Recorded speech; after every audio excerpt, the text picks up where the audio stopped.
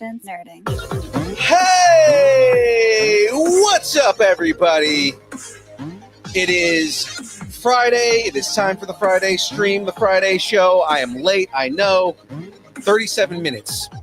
And I apologize, everybody. Graveyard is still not here yet, but I can't let it wait too much longer. I don't know what's going on in Chicago time, but here in California, we're on late time, and I don't want to disrespect the people on the East Coast. So, ladies and gentlemen, let's go ahead and get this started here. Before we jump into all the fun things, everything that we do, because we do have an amazing set of guests here, and I can't wait to start talking here. But before we get into there, we got to talk about sponsors and what keeps the lights going here on the show.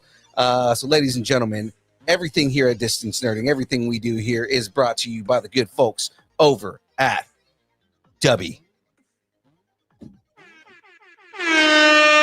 Oh, yeah.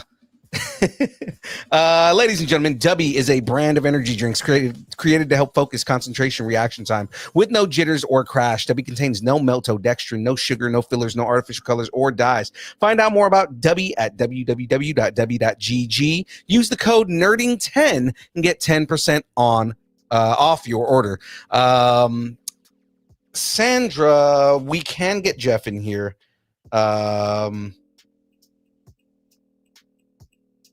Graveyard should be on his way here, though. So, but yes, ladies and gentlemen, Dubby is a, and that's just somebody talking in the chat here. Ladies and gentlemen, yes, find out more about Dubby at www.dubby.gg. Use the code NERDING10 and get 10% off your order. It is delicious. I have enough caffeine at the moment, so I don't need to put more in my system. But typically, if I didn't, then I'd be drinking some Dubby. So, yes, ladies and gentlemen, get in on that Dubby. So, with that being said, ladies and gentlemen, tonight's guests are a duo of writers, cartoonists. They have so much under their belt. Between the two of them, they are illustrators, artists. Jumping into the other thing, they've published short fiction, comics, poetry, essays, short plays, just everything. They've done so much between the two of them. So, ladies and gentlemen, without any further ado here, please welcome to the show the creators of Background Noise, John Hazard and Lisa. I guess am I going to go Lisa Bird or Lisa Birdridge? Birdage. Let's go with just Lisa Bird. Let's do this. You got All right. You got it. You got it. Kind of. Birdage. Okay, I was close. You were really close. You were really close. I think I said Birdridge at first and then realized no, it's Birdage. Yeah, your first instinct was spot on. Yeah, should have went with that. You know, always go with the instinct, right? Always go with the instinct. All right. Oh, and the beard in the chair finally showed up. There he is. Hello.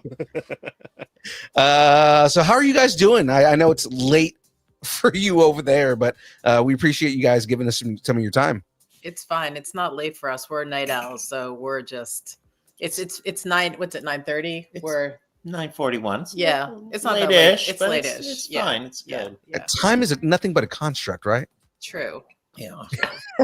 Well, not all of us live on Pacific Standard Time, Phil. You know. I know that. That's what I was saying. You know, you over there in Chicago. Mm-hmm.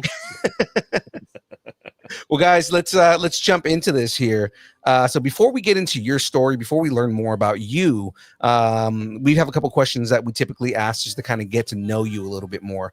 We have a segment on the show called Growing Up Geeky. What did you guys geek out on when you were kids? Do you want to go first? So I was kind of a train kid.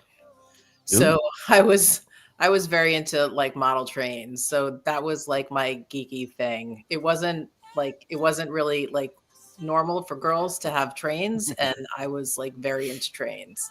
Like not like my kids like Thomas the Tank Engine into it, but like I had a train set up in the back in the basement. My dad like built out the whole thing. Like every birthday, every holiday, I got like a new train car. I had the little things that like dump the little logs onto the log car. Like dumps the coal out. I had a coal train. Yeah. I had a lot of trains. I was very into trains. That was my most geeky thing, I would say. I'm not gonna lie, that's dope because like as a kid, I also kind of geeked out on trains. I didn't have very many trains, but my cousin did, and I was always into the stuff that he was doing. So That's awesome. One of my past jobs, I knew someone that spends like still as a grown adult $600 on a car for his train set that has tracks that would he drilled holes in his walls so the track would go all around his house. That is so cool. I still have my trains.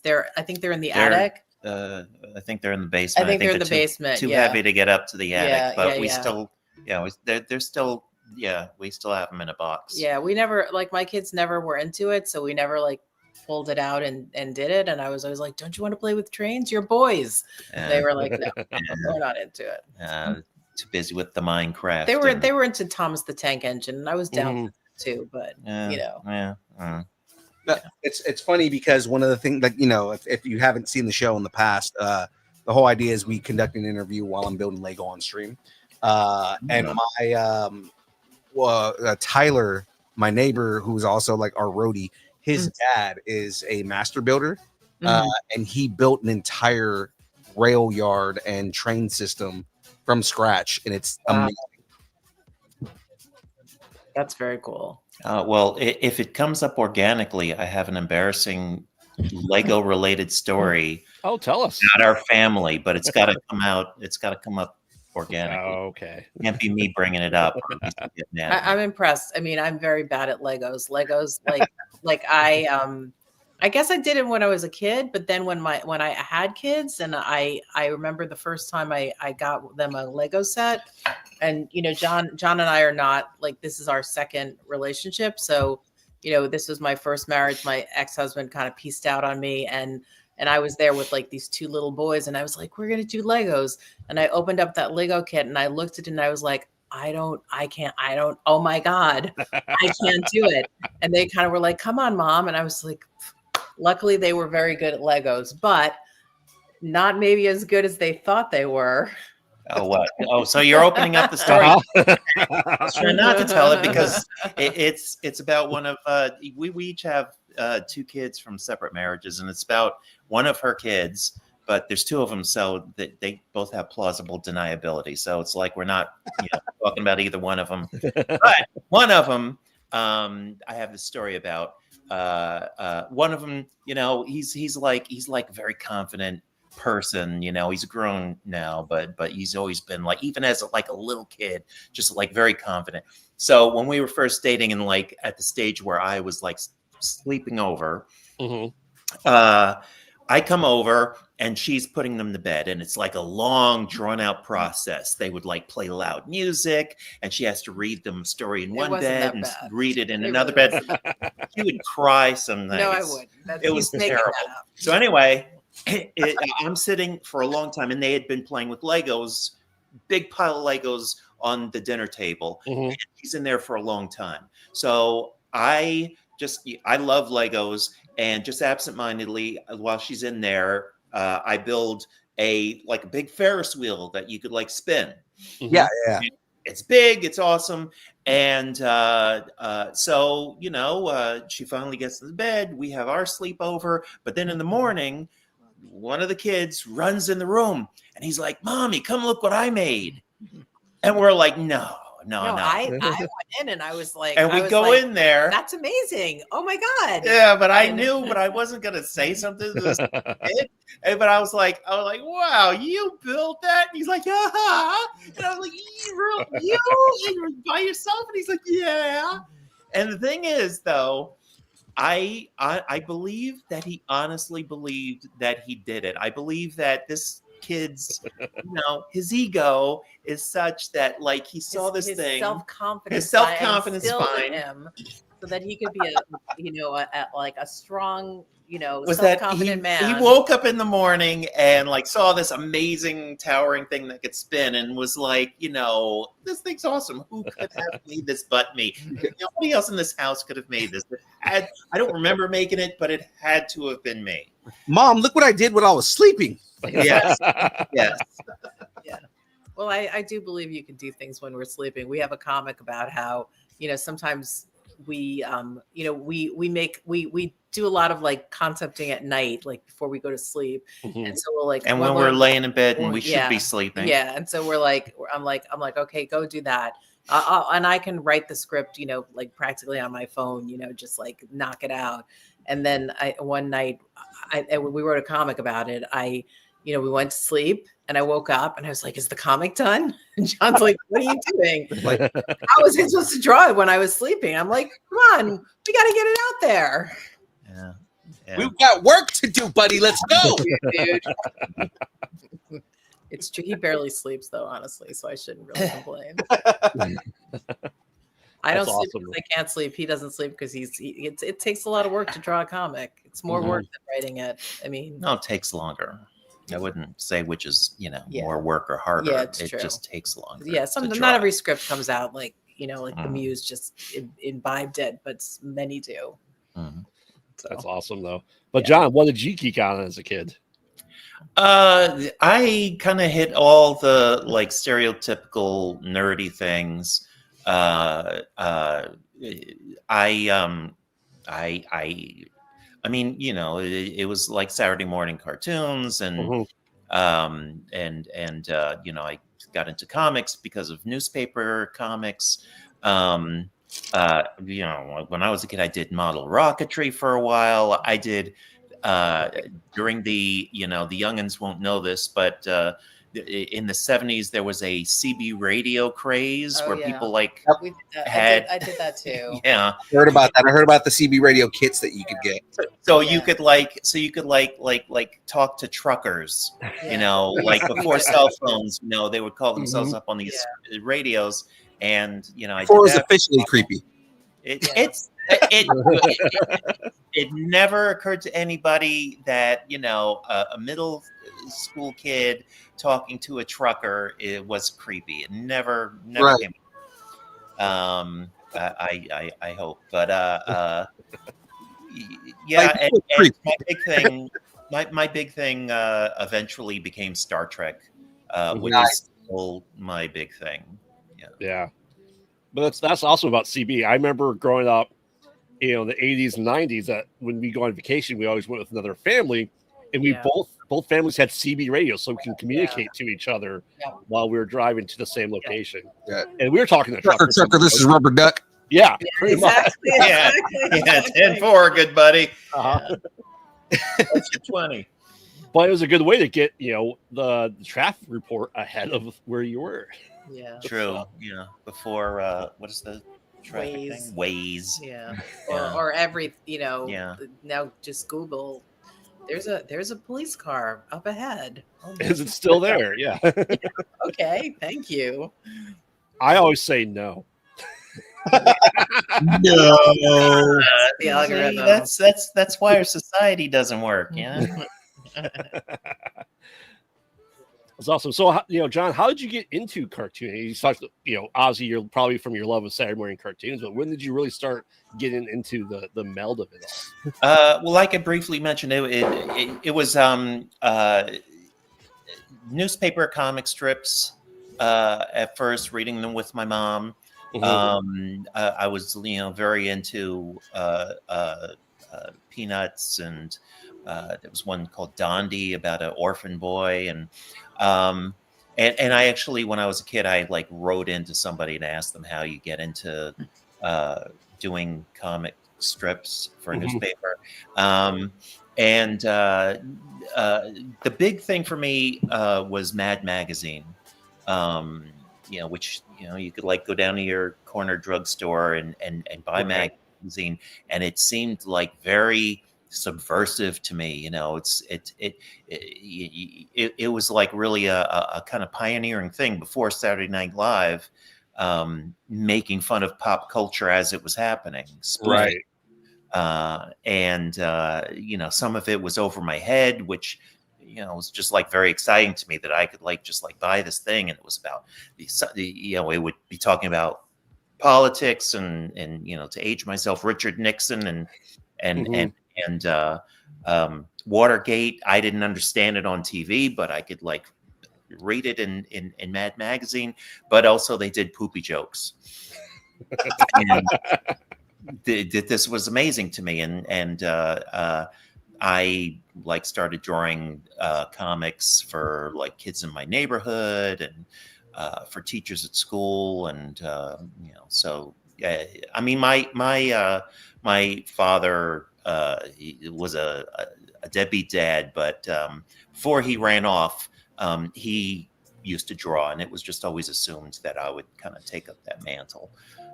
So drawing has always been my thing since I could pick up a pen. That's awesome. What about you? Lisa, where'd your love for writing come from? Was it just reading books growing up, or kind of just get into it later on?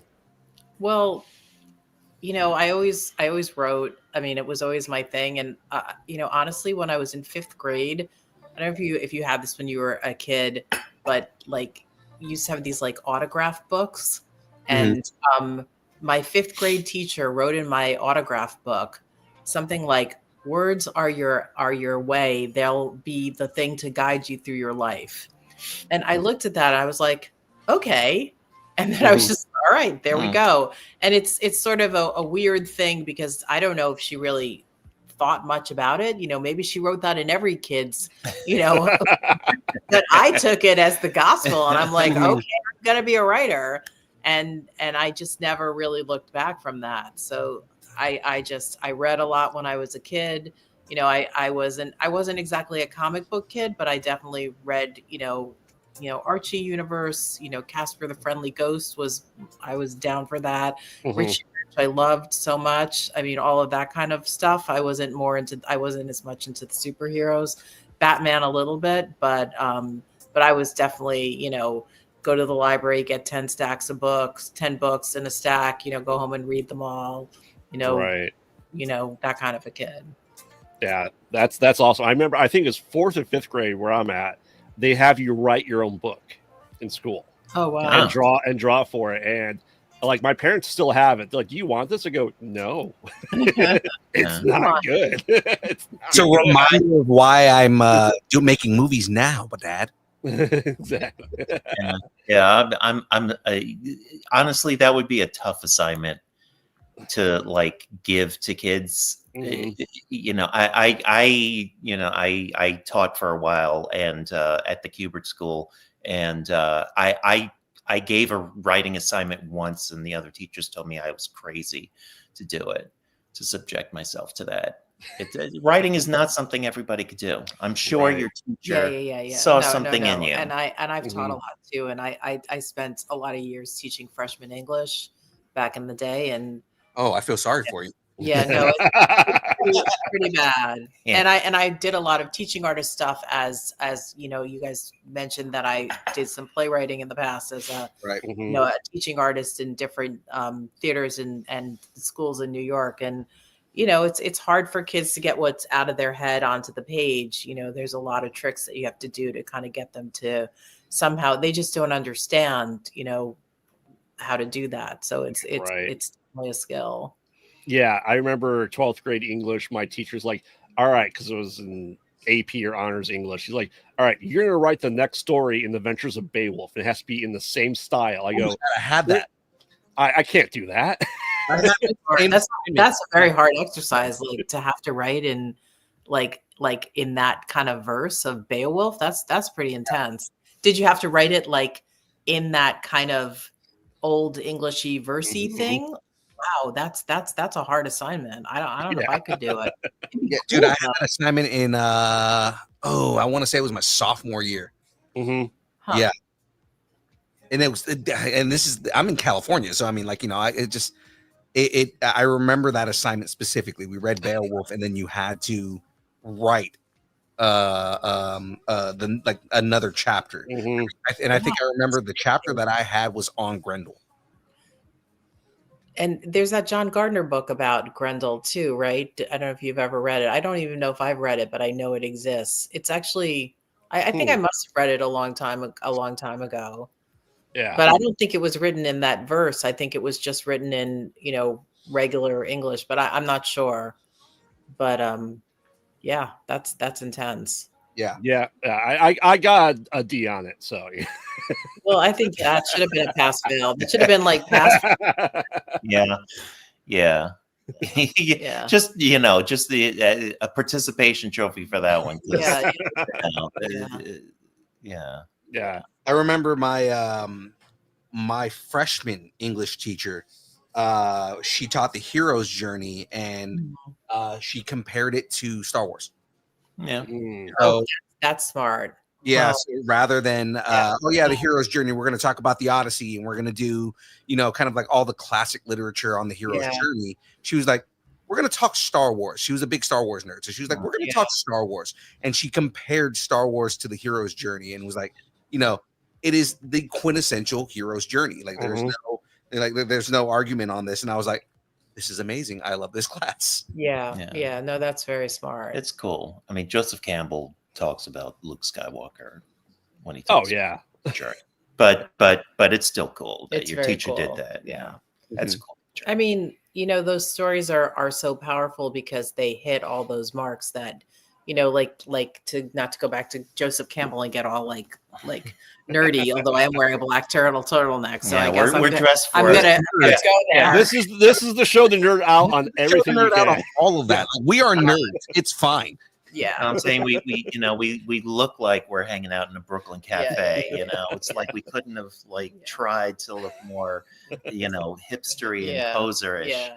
No, but I mean, there is like psychological, there's a way that your brain really craves that hero's journey story. Mhm. Like it aligns to something that's somehow, part of our, our conception of reality and, how our brain works. So it makes sense that something like Star Wars would follow that hero's journey because, that's why everybody loves it. Right. Mhm. And that's why people hate that third Matrix movie. It's like if Yeah. you're going to make a trilogy about like a superhero saving humanity, in the third movie, you have the superhero save humanity and the end. But whatever. I mean, or they can just become a bitter old hermit on an island and just tosses his lightsaber away. That's right. Because that was so on brand for Luke Skywalker, right? Mhm. I know, that was so sad. Although wherever that was a very cool location. I believe that was in Ireland. Yeah. Oh, was it? Yeah. Yeah, I always like to know where things are. I'm always it gets me We're very always- distracted. we're I'm always checking the shouting at the TV. IMDb. Where is that? this? Where is Yeah. that? I has to go find it. Yeah. It's a lot of times it's New Zealand. But I don't know if you guys are Severance fans, but Yes. we just realized that the last, and I don't want to do any spoilers, but 2 episodes ago when they were on the out, on that An outside retreat. On camp. Yeah. yeah, that was upstate New York in a place that we had been, and I'll tell you, it's very beautiful where it is, but it didn't look as amazing as it did on the TV show. They put in some CGI I cliffs don't know and things. no, the cliffs are real because it's actually a famous place for climbing, like in New Ooh. York. It's one of those places where people go to rock climb. Hmm. So it does have those sweeping vistas, but I don't remember that cool waterfall, where I don't want to say anymore in case there's in this anymore. The waterfalls in Montana. Yeah. Montana. Yeah. Mhm. Could be. But we So got excited about that. when you say, for example, watch a show like Severance that has the visuals, do you take that as or other things as inspiration when you're writing, and then John Azell for you when you're drawing? Well, a lot of our comics are about our lives. And so we and background noise is literally about, we came up with that title because it's about everything that's going on in the background. And if you look at our main set, we're sitting on a couch, and what we're really doing is doing our creative work that really is our passion while we're in front of a TV. It's kind of like it's the end of the day, you're put your kids to bed or whatever. You got rid of your kids, and you're done with work, and you're kind of decompressing and trying to do what's really important to you. But we're also often watching TV, and so things like Severance sometimes will come into the story because they become so important to us. So, for example, in the first year of comics, which is what the book is based on, Love Letters Every Day, that's on Kickstarter now, is it's based on the first year of our comics where we did a comic every single day. Right. I was going to mention that you guys did a daily comic, and that's like, yeah, that's got to be taxing to do, because I know you guys did the daily comics. I got a chance to read a couple of them, just kind of like looking around online and finding things. I really gravitated towards them just because I was just like, this is really funny. Like I could read these every day. So I mean, they're really well written. The art is great. And it, like, it's one of those things. There's very few things that I will look over at my wife and say, you would like this. Oh, I love that. Yeah. Well, thank you so much. Yeah, because I'm like, I'm an uber nerd. Like I read comics. I'm like that encyclopedia of comic book knowledge kind of guy, right? My wife is not into any of that. She's like, I don't care about comic books. I don't care about your comic movies. When we first started dating, she would go to like Marvel movies with me, and when she realized I'll go to movies on my own, stop. Like, oh, really? Yeah, just yeah. I'm wondering when I'm gonna get to see the new Captain America movie, because but I go to the movies. I like the movies, but I'm not as into it as he is. I did not even try to get her to watch the Winter Soldier and Falcon the Winter Soldier. Yeah. Because that one's like very more like military. Yeah. Although it does have a good female villain in it. So you might be kind of interested, like, but I think there'd be I think she would wind up just like she's writing her novel. She would like not be paying attention to the TV, But actually, a lot of the Marvel movies, she's full in on Guardians of the Galaxy, loves, love it so much. But Guardians.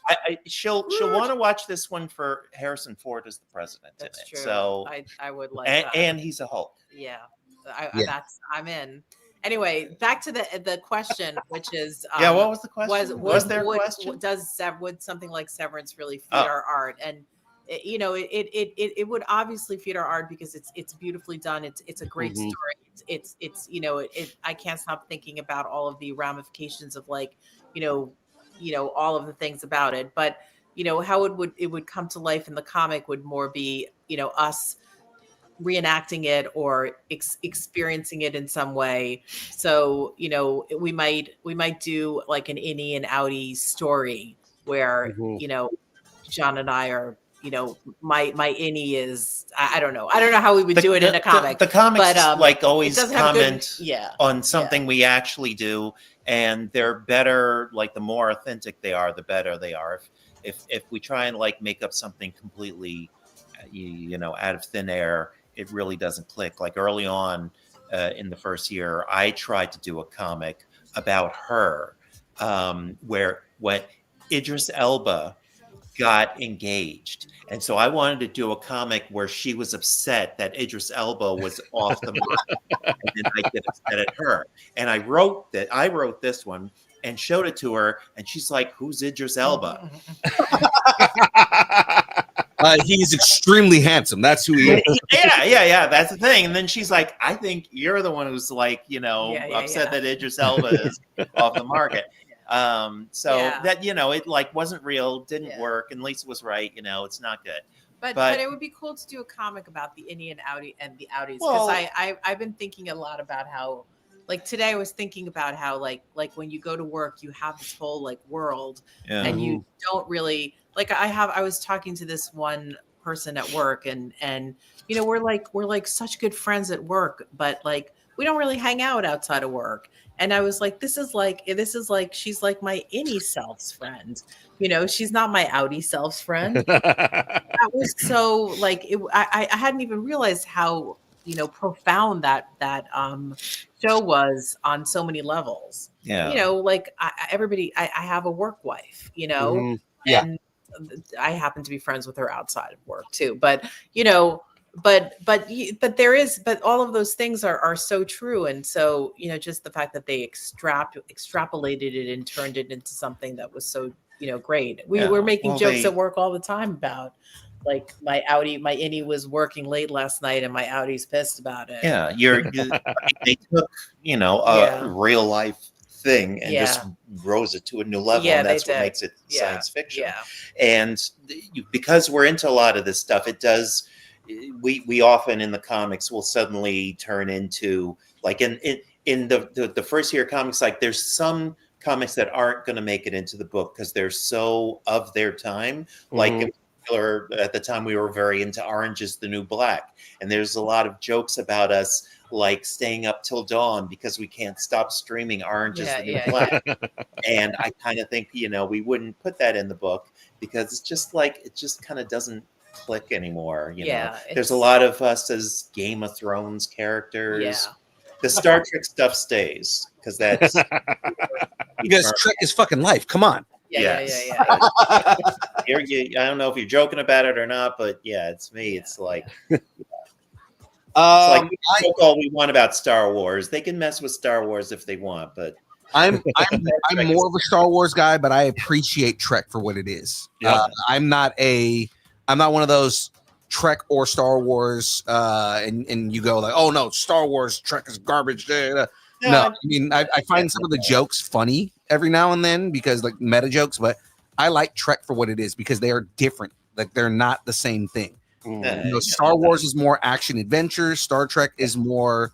There's more political engagement inside of it. There is more intelligence behind it. It's more realistic to a sense that if there was a utopian society, and it's kind of like it's an ideal of where we should go in the future, kind of thing. Right. Yeah.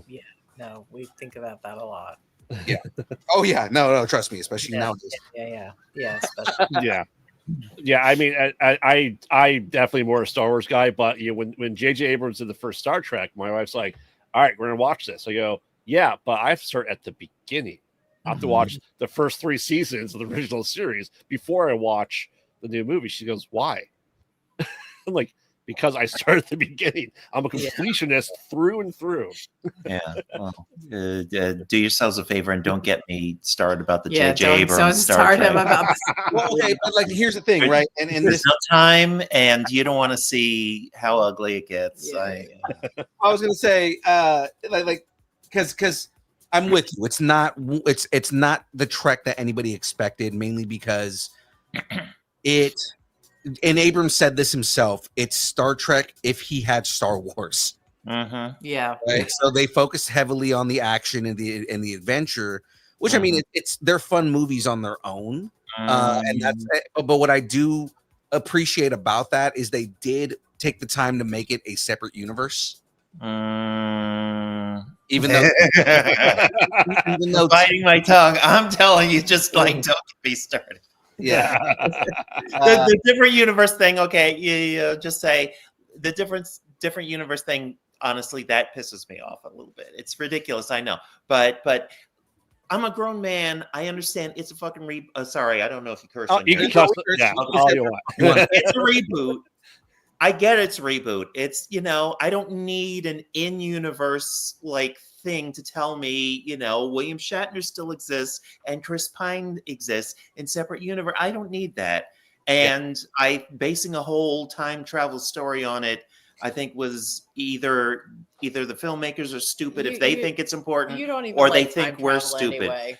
Don't get me started on time travel. Let's change the subject. I got a whole weird stick up my butt about time travel. Yes. I mean, if we want to switch gears, we can talk about how did you start working at Nickelodeon in their game design, John? Thank you for switching gears.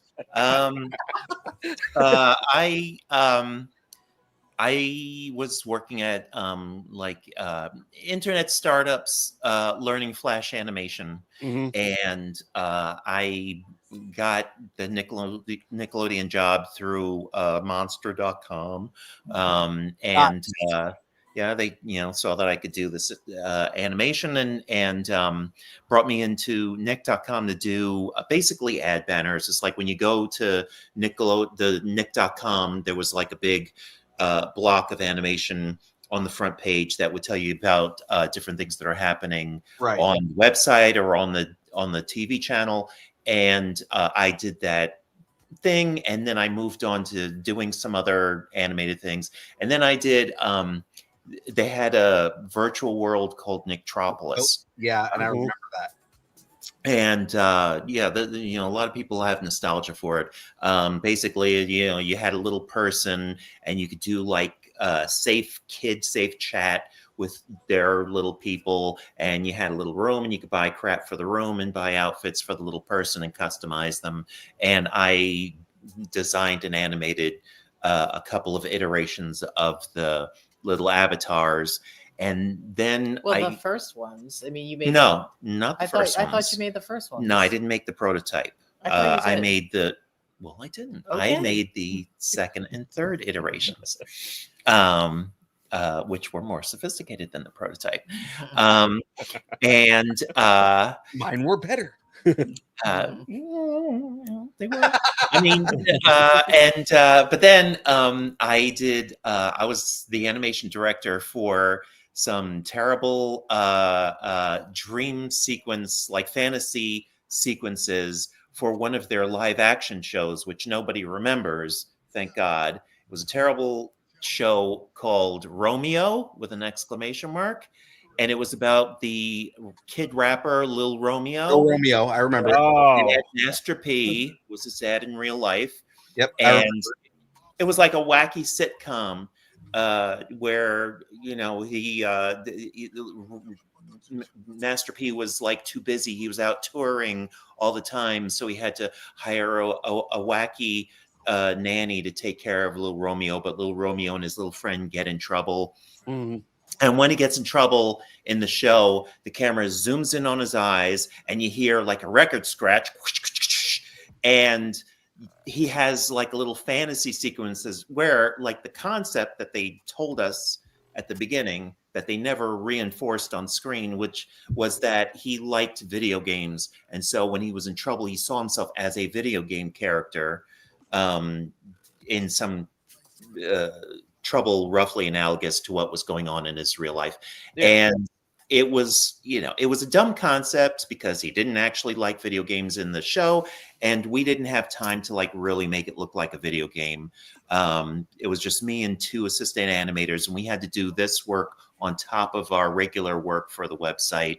It was a nightmare project, but still it was like on-screen animation director credit. So I don't know. That was my Nickelodeon experience. It was pretty cool. I was there for 10 years.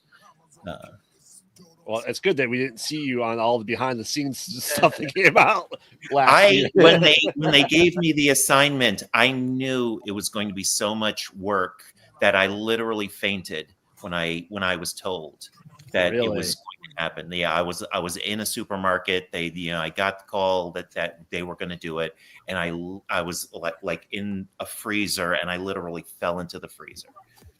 Oh wow! Yeah, wow. On top of the ice cream and stuff. That's very dramatic. Yeah, well, I just knew, and it was it was like literally like I would get there at the beginning of the week when we had to do like each week's episodes animation every week. We had one less short week to get the animation to them by the end of the week for the next week's episode.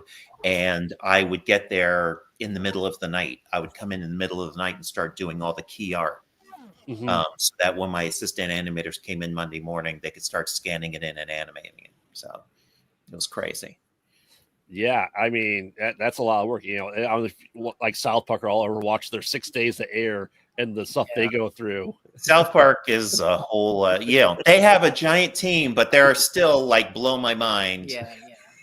I still remember like the Saddam Hussein spider hole episode where like they said on the news like like a couple of days before they find him in the spider hole, and then it's I still remember I was just like, how did they make an animated show about this? This is impossible. What's going on? That show, yeah, that show, their pipeline is amazing.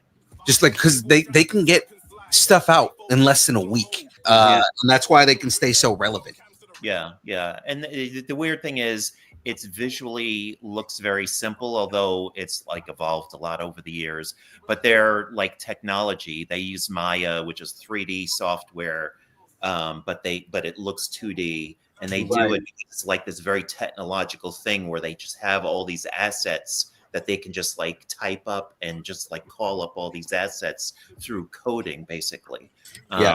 Pretty amazing. And they finally made a video game out of it. They made 2 video games out of that. 3.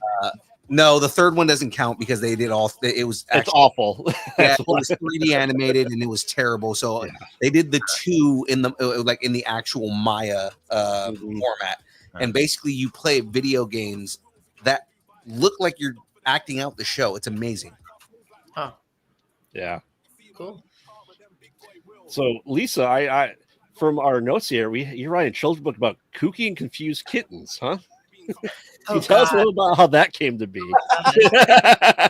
You know something? That's a book that I don't even know how that got into my bio, because it's I don't know where it is. It's a book that we wrote. I wrote. John drew a piece of art, and it's I wonder if we have it somewhere. It's basically I know where it is. But. It's like a flat. It's a cat, and it has a red light in its eye, and so we started calling it Stop Cat, and then I just wrote a book out of it, like Stop Cat, Go Cat, I don't know Cat, and actually we never really did anything with it. It's just sitting in a drawer somewhere. Well, it's it's actually like.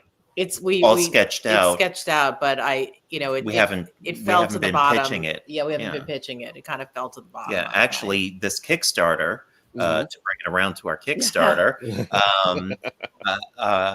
has been very encouraging. So far as as part of the book production process, and honestly, I kind of had a lot of fear about starting it. This is our first Kickstarter. And it's been very encouraging, and I'm already like let's make that Stop Cat book. And Lisa's like, let's finish this book first. Because then you start realizing there's a market for everything. Like literally, especially when you start a Kickstarter, you start seeing kind of like how encouraging the overall community is. But then you start getting into like, oh, you have the Stop Cat idea. That sounds amazing. You should make it. Yeah, well, we did make it. I mean, it's there's we're lucky that we are inspired and a lot of things come to us. So we make the comics, and then I write regular fiction. I have a novel that I'm pitching that's out with agents right now. I've written a few of these children's books that are sort of inspired by art that John's done, and we have a lot of other ideas for how background noise comic can turn into like larger stories. And so at some point there's only so much time in the day. And one of the things that kind of got in our way in even getting this book, Love Letters Every Day, out the door was the competing creative projects. And at some point we just, I think I said to John, if we don't like launch this on Valentine's Day, I'm like leaving you. And all of a sudden it was the only thing that got him to like finally get this done. Cause this book has been, formed, written for quite a while. We actually originally pitched it to agents to see if we could go traditional publishing route. And we got very good feedback from them, but they said, this is a little bit of a hard sell because it's a collection. We have a very good following on Instagram, about 25,000 followers, but they really want like 100. And so for them to start being able to kind of, I don't know, whatever, that's their magic number. Right. So, and then, like the whole act of pitching to an agent is a lot of work. And so and it's not fun work. It's not like writing a comic or writing a book. It's like the most unfun thing ever. And I work in marketing for a living, so it's kind of like work, and so at some point you can only do so much of it. And we just decided that this was a better project to really just I just wanted it in the world, you know. And so this is why we're going through Kickstarter. We think it has a lot of validity. I'm really excited that people like you are getting to like learn about it and learn about our comics, and it's there. It's ready to be born, you know. Yeah, and that's great. You know, I make independent horror films, and we did kind of our first Indiegogo campaign last year, early this year, and the fact that we got funded pretty fast, and that we're okay, maybe there's something to this, and we were just very nervous about doing our first campaign for it, and it's It's amazing. It's empowering, right? Yeah. Because you know, so much of when you're an artist or of any sort, you're you know, there's those levels of there's they call them like the levels of awesome. Like you have to sell it to the agent, they have to think it's awesome, and then the agent has to sell it to an editor, and they have to think it's awesome, et cetera, et cetera. And you know, it's the selling part and the actual book or whatever you're trying to make are not always the same. And you know, just because there's a million stories about things that didn't get sold and then ended up being great. I mean, look at Brendan Sanderson and those kind of things. Right. People. So, you know, at some point, you know, to take back your own creative journey and say, okay, this is the time and I'm going to do this because I don't need somebody to give me validation.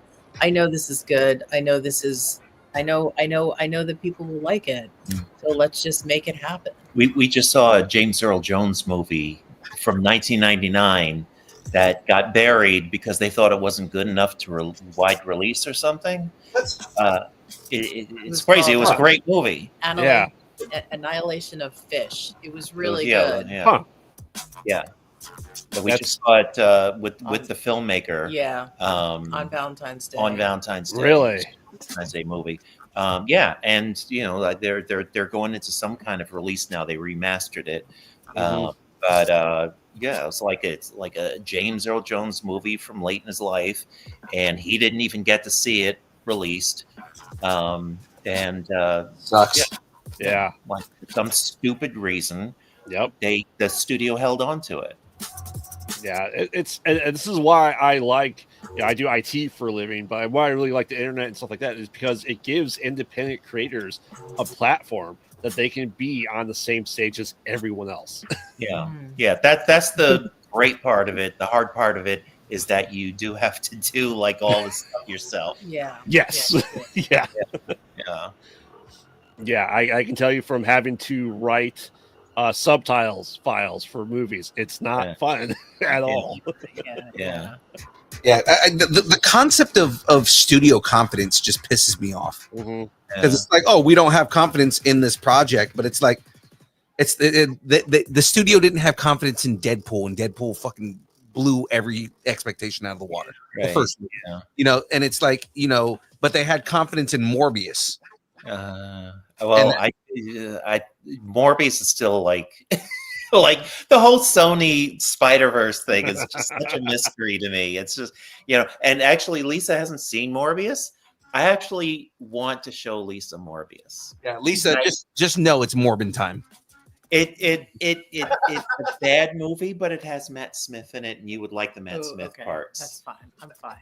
She's like, oh, Matt Smith. Okay, that's fine. Yeah, I'm good with Matt. I'm okay with the doctor. It's all right. I've been waiting for like the right evening when like there's nothing else to watch, and you know she and maybe one of the kids are down for a movie, to be like, let's finally watch Morbius, because you know if there's anything actually good on, then like watching that would be ridiculous. Well, what you do is they go, if someone goes, wow, that was an awful movie, hold on, I got something to show you. Well, and show Madam Web. I don't know if I'm gonna show her Madam Web. that one doesn't really I'm glad I saw it because I was curious, but I don't know if I could recommend that one to That's what I'm saying.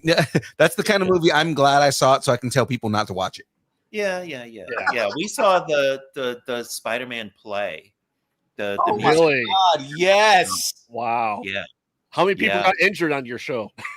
That you We went actually to? Nobody got but they injured. fell. No, they didn't fall. I think they got stuck. And They stopped there was a the scene. show. There was a scene where you know, some of the characters in the thing, it was directed by the same woman who directed The Lion King, hugely successful thing, Julie Taymor. And so some of the characters have these like big Mardi Gras character heads. And so there's this little old lady who's walking across the stage and she's about to get mugged. I think like the Green Goblin or somebody's going to swing in and mug her. So this little old lady walks across the stage, and then she walks back to the other side of the stage, and then she walks back across, and she keeps walking back and stopping. And after a while, like the audience starts laughing because they could tell something's wrong, and the little old lady's just like standing there like waiting, and they announce, "Ladies and gentlemen, I'm sorry, we have to reset." Yeah, it was it was awful, but also I am so glad we actually got to see it, because I tell people about stuff that happened in that thing, and people don't believe me that it was really as bad as it was. Yeah, there was Julie Taymor felt that there wasn't enough strong female characters in it, which is, you know, it's a legitimate complaint. But instead of like looking into Marvel Comics and trying to find an existing character, she decided to make up some. So one of them was called Swiss Miss, because she looked like a Swiss Army knife. She had like silvery blades all over. Oh, I thought maybe she's bringing hot chocolate to people. No, made no sense. And also, like, this was kind of cool looking. She made this goddess of spiders, Arachnia, who was kind of like a Nancy. No, this was Arachnia. No, that's a separate thing. But she was Arachnia, and she like had this like robotic spider body with legs. So they lowered her from the ceiling, and she's got these robotic spider legs, and it looks really cool. And she's like trying to get Spider-Man to be Spider-Man, but halfway through the thing, he quits being Spider-Man after he kills Green Goblin, and then he quits being Spider-Man. And like when it ended halfway through, there was an intermission, and I thought, wow, this musical wasn't as bad as people say, but it was really short. And Lisa's like, John, this is intermission. It's only halfway over. And then they come back, and then the whole second half, he's depressed. He and Mary Jane are depressed, and like he doesn't want to be Spider-Man. So Arachne is trying to get him to be Spider-Man. So she's causing crimes all over the world to try and get him out. And she does it by having these spider women minions, and they're spider women, so they're stealing shoes because of course, so they want shoes. I'm not making this up. This is what happened in the thing. It was terrible. I can't believe you remember so much. I can't forget that. I like remember something bad happened, and everybody, and I remember the voice of the stage managers on the loudspeaker, and thinking, oh, this is weird. Yeah. Like we're not in a rehearsal, we're in a show. And then they just talked. Yeah. Another weird thing, Bono made the music for it, and the main theme is really good. The boy who fell from the sky or something, the boy who fell from the sky, or the boy who fell to earth. But it's basically U2's song for one of the Batman movies. It's kind of the same song. Okay, that makes sense. Yeah. Interesting. Yeah, his song "Hold Me, Thrill Me, Kiss Me, Kill Me" for one of the Schumacher Batman movies. Yeah. It's kind of the same song. So whatever it was, but I'm glad I saw it. I'm so glad I saw it. That happened before we made comics. If it had happened when we made comics, we would have made a comic about that. Yeah. Yeah, that would have been amazing. That would have been a good comic. Yeah. Yeah. And that we might have like dressed ourselves up in the characters. We did a Spider Sona. We did do it. Comic, we did a Spider Sona comic. Yes. Yeah. That was for back the when multiverse. people back when people were doing that. Yeah. Nice. That's awesome. All right, Phil, Yes, you got some questions for him? I do. So we are going to get into some wrap up questions here. So fun stuff. I'm going to ask you guys the hardest question you've ever been asked in your life. Are you guys ready for this? Sure. Yeah. All right. There is a right answer to this. Uh-oh. What is your favorite kind of taco? Ooh. Well, my favorite kind of taco is a birria taco. So Okay. I don't know if that's the right answer, but that's the truth. Is a what? A birria taco, you know, the a birria taco with the sauce. Well, he's a vegetarian, so he doesn't eat that. No worries. I got to ask you, traditional birria or is it like the more Americanized birria that everybody gets now? I think I've the kind from Mexico with like you know, where you've got the sauce on the side. I don't know what. I mean, we're in New York. We don't have so much. I either have tacos in Mexico or, you know, I think traditional. What's the difference? Traditional birria is made out of goat. Made out of what? It's made from goat. Oh, I've never had that. Then no, then just beef ones. Yeah, that's why I Made out said of, made out of Americanized. Yeah, Americanized birria because they had to make it more mainstream and more Huh. palatable for for American palates. They started just making birria with beef, but traditional birria is made with goat meat. I would be down Did for you- eating goat meat, but I mean I eat. You didn't have any in I don't Mexico think so. City? I don't think it was. Yeah. I don't think it was. I We think went it was to Mexico just, I think City it was- last I don't know. It was summer. carne. I just assumed Huh. it was not goat. Yes. But, A lot of times where you're gonna find like specifically in the U.S. where you'll find like traditional birria is usually at, like a quinceañera. oh, that would Huh. make sense. Yeah. Huh. Interesting. It's Mhm. funny because you know I was noticing that in New York, all of a sudden we have so many more taco trucks. Mm. Like It's- they just sort of Oh. popped up in the last year or so. Oh, so like they warned us, yeah. What do you mean? All that there was going to be taco trucks in every corner. Yeah, and everybody's psyched. Not to get into politics, but yeah, but somebody I mean, warned us it's, that. it's I'm not saying it's like a good thing. No. Yeah, I don't see where that's a bad thing at all. Like it's gonna Yeah. be taco trucks everywhere, and Yeah. I Okay, yeah, noticed- sounds good to I noticed me. we were in the Lower East Side when we went to our opening that we were wearing our super black turtlenecks for, but there was like a little like hole in the wall that was almost like a taco truck that was stuck into the building, and it was a birria taco truck. Yeah. yeah, and quesadilla is like the big thing right now, where like it's basically instead of a regular taco show, they make essentially what we call a molido, but it's still a quesadilla basically. And then you put the birria in it, and you essentially put it back on the grill, fry the cheese enough to where it's hard, and you get kind of like that, and then you put in the consomme, which is a it's a soup essentially. Right. Interesting. Mhm. It's when we were in Mexico City, we were hanging out with the a friend who's from there, and he said every Sunday night that was what people had. Like that was just like every Sunday you had to have birria.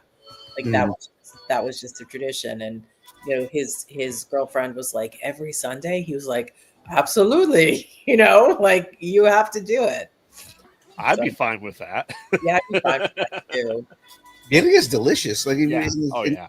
birria is also, again, traditional birria is going to be spicy, so it's like that's my thing. Yeah. It's got like a pot roast. It's got like a brisket vibe. So for me, it's like it feels like it's in the same family. I think I could swing it. I'm gonna try it one of these days. But I don't know. I'll have to think about goat. We live in a Caribbean neighborhood, so there's plenty of goat around. So Yeah. I wonder if the kids would eat it. Yeah, I don't know if the kids would eat it. I can't eat it. Yeah. What's your favorite taco, dude? I don't know. Just When we taco. were in San Diego Comic-Con, I think I had a what do you call that? flavoring in the chorizo. Oh, chorizo, yeah. Chorizo, he but it was had like a veggie chorizo. A veggie chorizo, yeah. Uh, It was good. So there's actually a good veggie chorizo that I like, and I know it's sacrilegious. James, my co-host, we used to make jokes about it on the show, but because my wife, Morningstar makes a veggie chorizo, and it's actually really good. Yeah, I got it recently. Yeah. You were. I mean, are you in LA? No, I'm in Sacramento.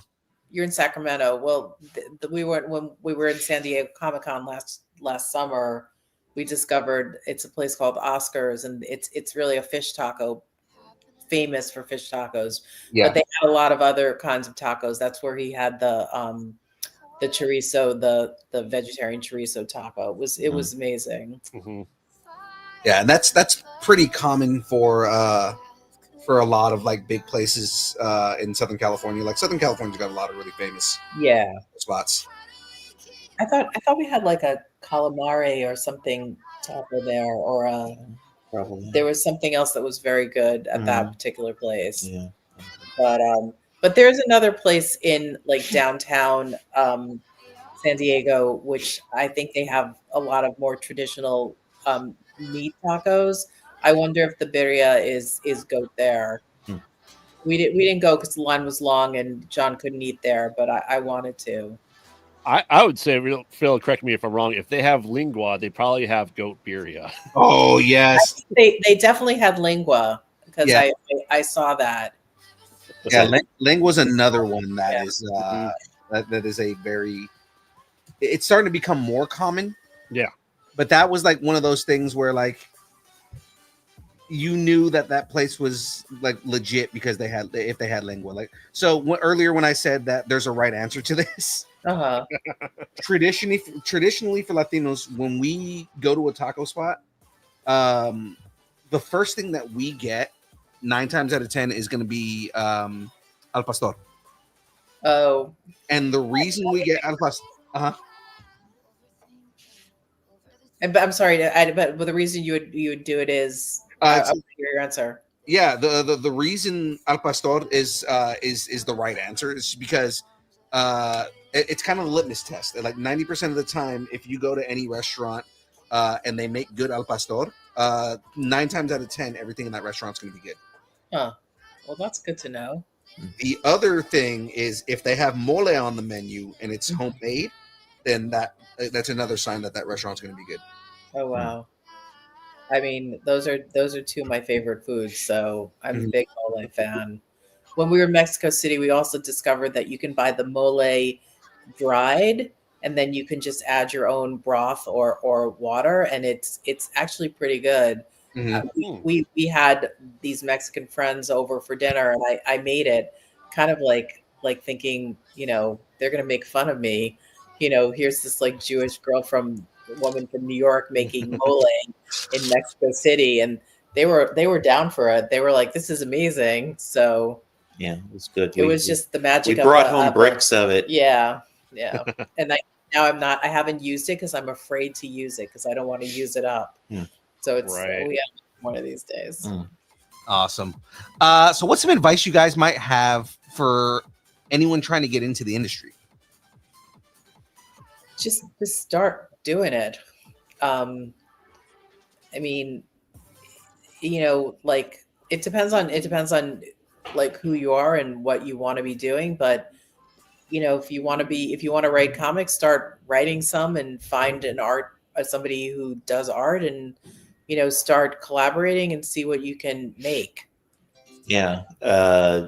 When I was teaching at the Kubert School for almost 10 years, and what we would tell anybody is the most important things are to finish things and show them to people. If they're just like unfinished sketches in your sketchbook and you have great ideas, or then forget it. It's never going to happen. You got to finish things and you got to share them with people. Like a lot of young creatives will be like, oh, but people are going to steal my ideas if I put it, like, number one, you don't have $1 million idea. Star you Wars, no, you don't. You Star Wars was not $1 million idea. It was $1 million, $1 billion production once Right. it was done. It's not the idea. There's like 1 million people have the same million ideas. It's about getting it done. And the idea itself, it's about getting it. It's about how you are going to get it done. And so yeah. And you mentioned before about how our age now of not having to wait until you're discovered by DC or Marvel. It would be great if that happens, and it could happen, but don't wait for that to happen. You got to start putting it out yourself. Right. And we're very lucky now that we have the technology to do all those things, to fund it through like our Kickstarter and the printing and all that stuff. And like all the things that I do on my computer that otherwise I would have to be doing with like at the Kubert School, you learn how to do everything traditional, which is great. And I did everything traditional, but I would never like hand letter a comic again.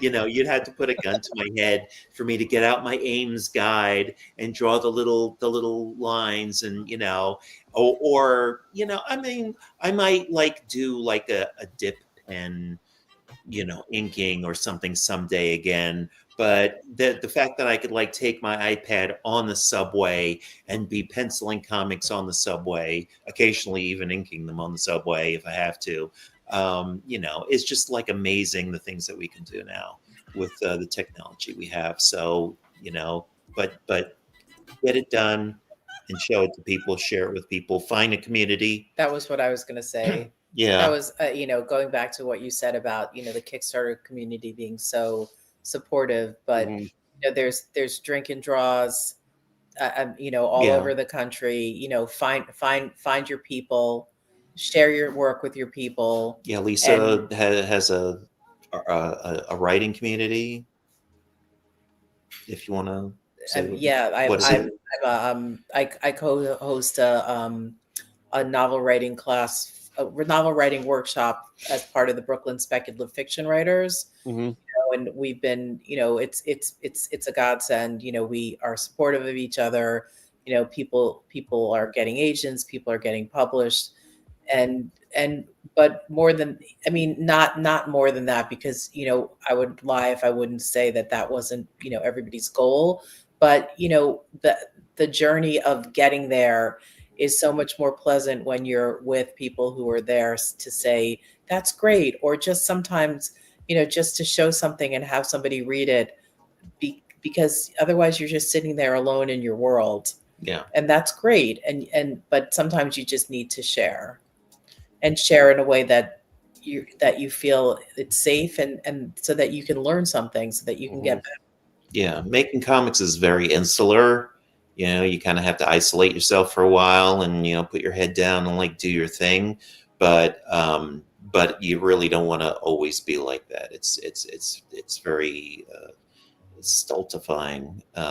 It really helps keep you accountable and gets you out of your head and everything. And it's just like very encouraging and exciting to meet with other like-minded people, being able to like complain about Star Trek and stuff, and have them understand you and not look at you like you're a crazy person, like your family might.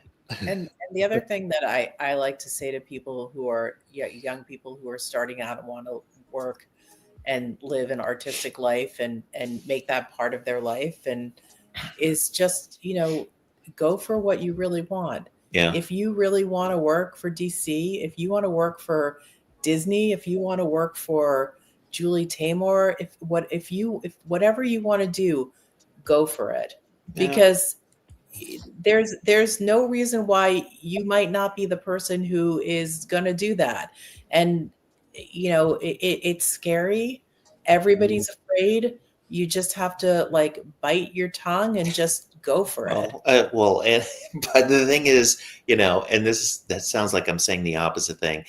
Chances are you won't be working for Marvel or DC. I don't know if that's true. No, it's true. Statistically. Okay, well, I wouldn't However, say, don't listen to him. No, do listen. Most of you are not going to work for Marvel or DC. Don't listen to him. But all of you, 100% of you, can make your art. No, just don't listen to him. Because he doesn't know. You go to a Comic-Con, you go talk to somebody at a table, they look at your portfolio, you don't know that that's not going to be something that's going to lead to your next job. It's never going to happen if you don't go for it. That's right. That's a fact. And this is your life. Do what you want to do. Yes.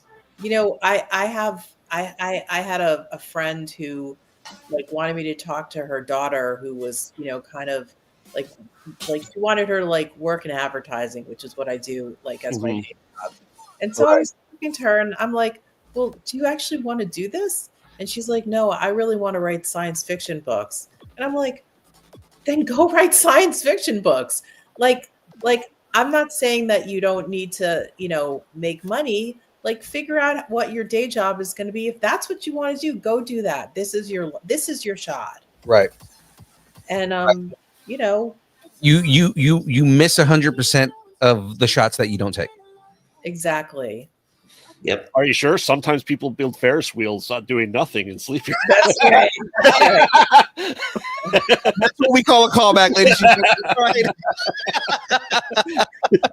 gentlemen. That was good. Typically we would do a who would win in a fight, and do something where it's like your character versus someone else. I mean, if I were to do something like that, it'd be like you guys, because the characters are based on you, but you guys versus Archie or something. But no, I've got to throw this one specifically over to John. Uh-oh. Because honestly, I think I would win in a fight over John. Right. But let's see what you got. I was going to say Kirk or Picard. Oh, that was mean. And that's the point. It's supposed to be a hard choice. Picard would be fine with losing. He would understand that it's not about his ego, and if that's what Captain Kirk needs to get by, fine. He could win this fight, but Captain Picard's gonna come out of it the bigger man, so it'll even out in the end. That's my wishy-washy answer. No, that's fine. My answer has always been in a test of wits, Picard wins every time. But if it's physical, Captain Kirk's gonna whoop his ass. See, I think Captain Kirk's been unfairly, stereotyped as just like the fighting guy. He would also like talk a computer into destroying itself. So yeah. Oh, I'm not saying he's unintelligent. I'm just saying Picard is that much smarter than he is. Maybe. Yeah. I love them both, so don't make me.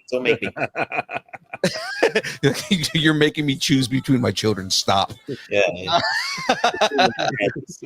All right, guys. So what's next for you? Do you guys have any Comic-Cons coming up? Any appearances? I know the Kickstarter. We're actually going to have you guys plug anything at the end of this year in a second. But any appearances you guys have coming up anytime soon?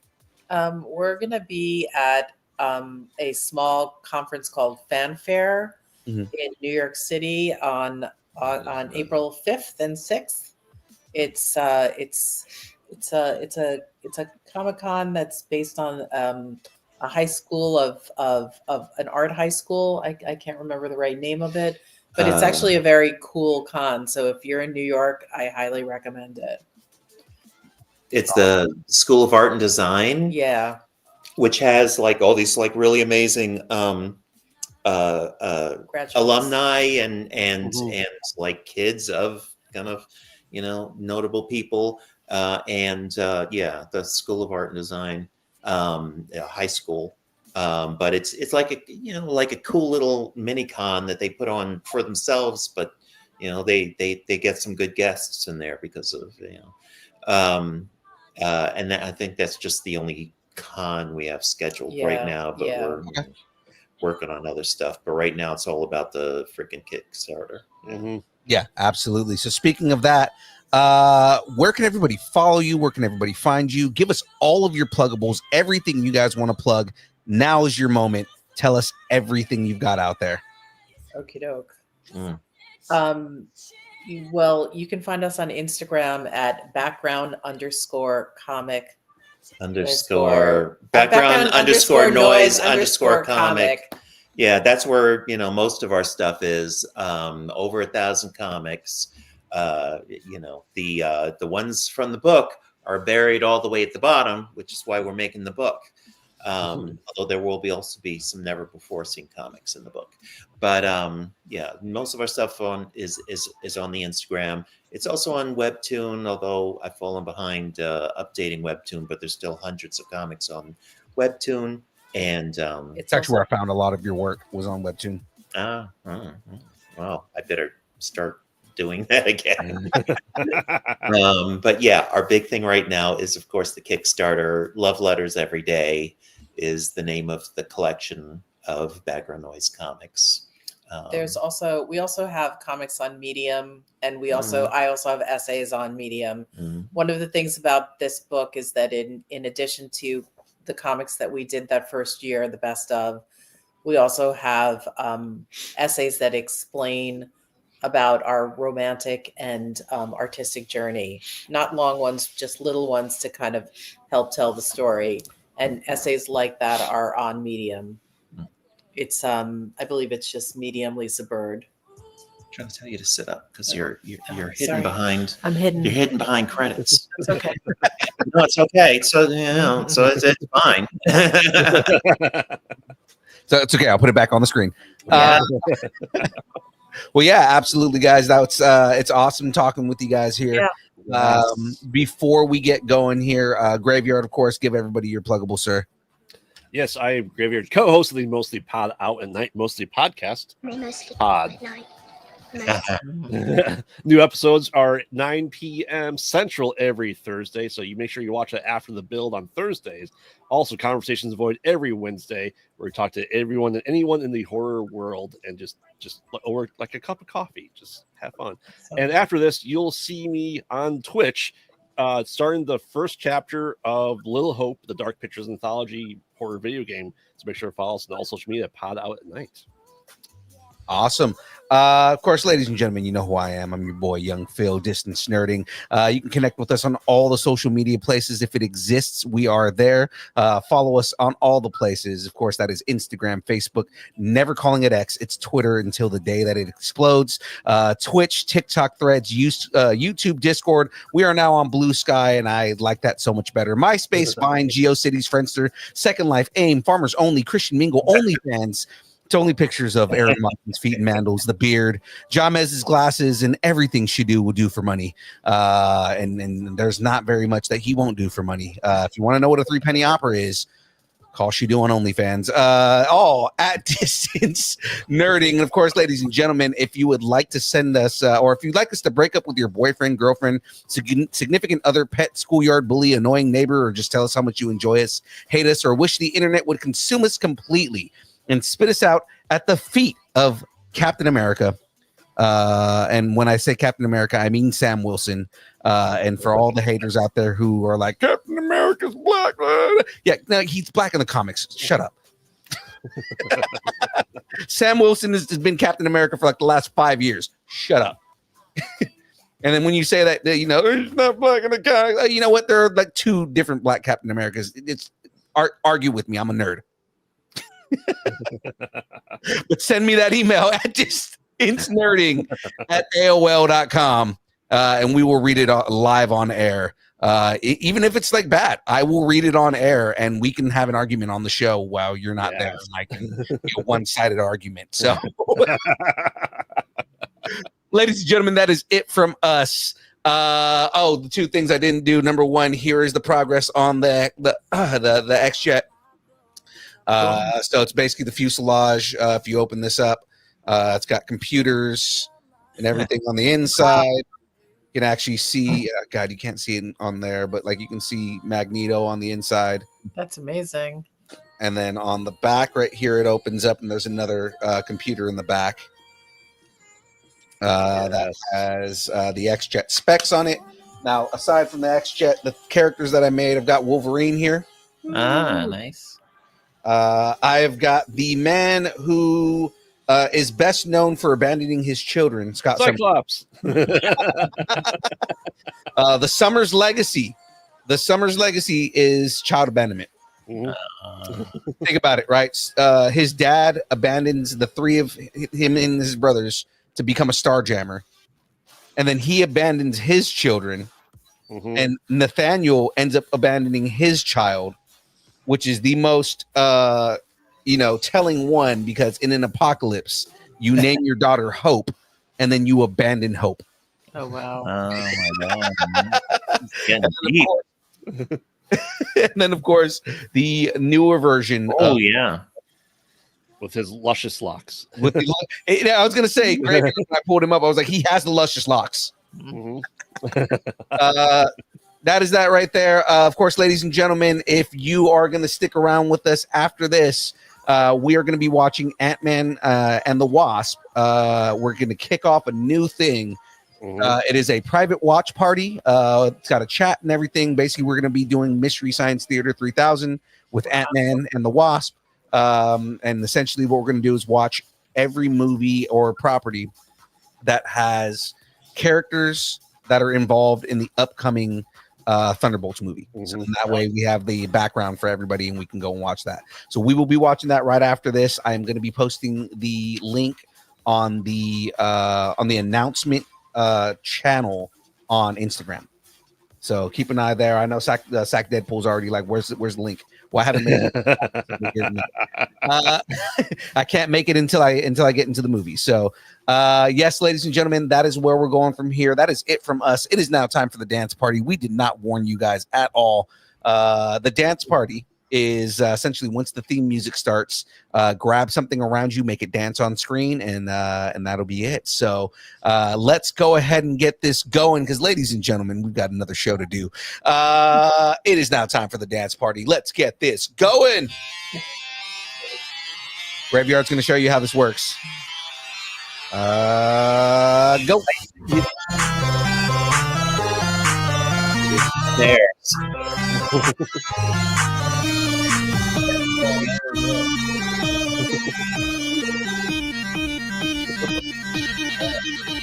I love it. And so many action figures upstairs. If I only knew.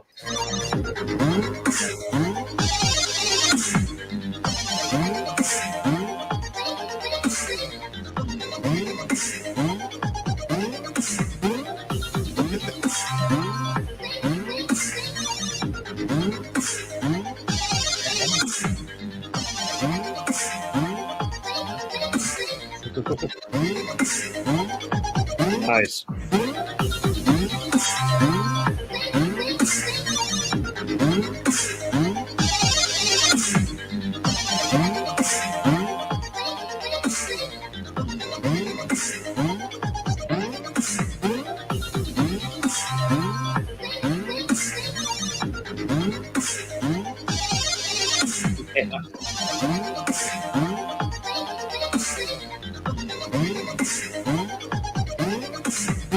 We'll see everybody in like